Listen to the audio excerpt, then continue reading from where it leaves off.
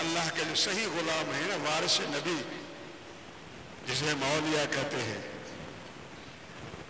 تو جو اللہ کے نائب نبی ہوتے ہیں نا، حقیقی وارث نبی ہوتے ہیں، ولی ہوتے ہیں، ان کو دیکھو تو جب ان کی محفل میں جاؤ تو اللہ رسول کی باتیں کر رہے ہوتے ہیں، وہ سیاست کی باتیں نہیں کرتے، دنیا داری کی باتیں نہیں کرتے، جہاں مجمع میں بیٹھے ہو تو اللہ اس کے رسول کی بات ہو رہی ہوتی ہے، کوئی دنیا کی بات نہیں ہوتی ہے۔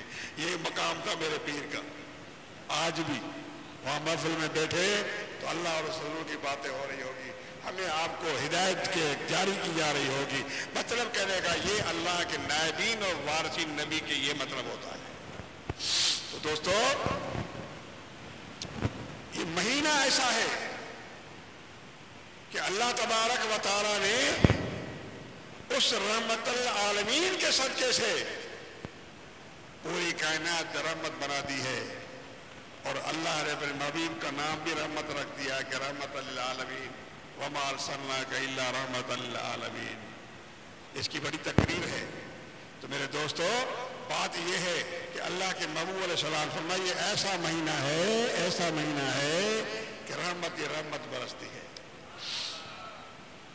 اور فرمایا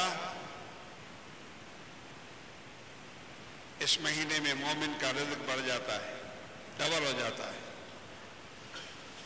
اور فرمایا اس میں عبادت کرو، عبادت کرو کہ ایک نفل کا ثواب فرض کے برابر ہے۔ ہم تراویح پڑھ رہے ہیں، ہم تراویح پڑھ رہے ہیں، یہ مسئلہ سامنے آ رہا ہے، غور کریں۔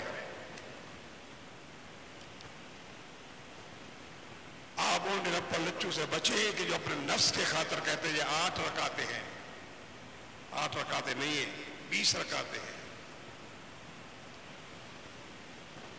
20ویں حدیث ہے، آپ کتابوں میں آپ کو دکھاؤں، اگر اس مسئلے کو سامنے آیا سمجھے، آپ سمجھے۔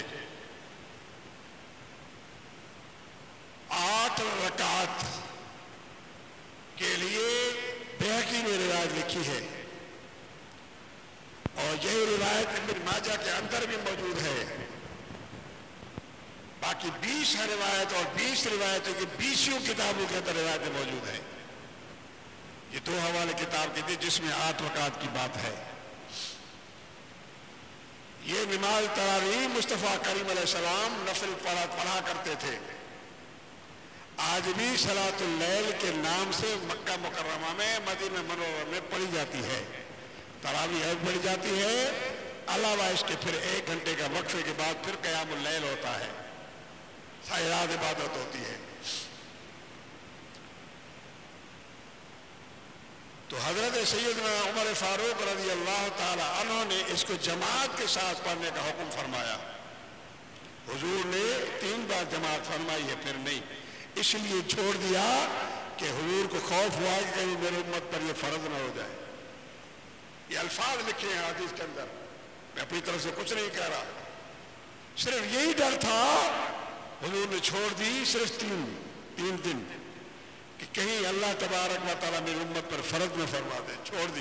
پھر آپ تنہا نماز پڑھا کرتے تھے تراویح کا، اور پھر یہ حکم پھر حضور نے سارے صحابہ کو دے دیا۔ حضور کے بعد خلافت صدیق آئی، اس کے بعد عمر فاروق کی خلافت آئی، تو عمر فاروق رضی اللہ تعالیٰ عنہ نے حکم فرمایا۔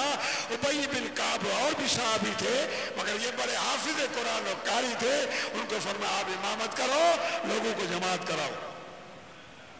پہلے جماعت نہیں ہوتی تھی، یہ عمر فاروق رضی اللہ تعالیٰ عنہ کے دور میں جماعت تراویح شروع ہوئی۔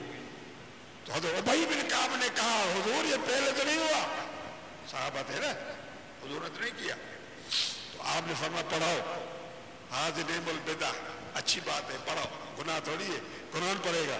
تو میرے دوستو، یہی قرآن کا تعلق اس رمضان سے ہے، لہذا باقی تو سارا سال قرآن پڑھتے رہو، اور قرآن کریم پڑھنے میں 10 گنا سے 700 گنا تک آپ کو ہر لفظ کے عوض ثواب ملے گا، قرآن پڑھتے رہے۔ تو سیدنا فاروق اعظم رضی اللہ تعالیٰ عنہ کے لیے 2 حوالے میرے ابن ماجہ بیہقی کے دیے۔